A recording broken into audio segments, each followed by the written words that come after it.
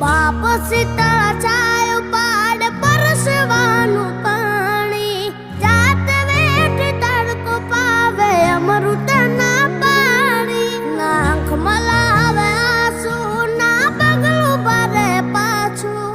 કહું છું આજ હાચું બાપ વિના ભોજન કાચું જેના રાજીમાં ઉતાર એનું ઉજળું જીવતાર એ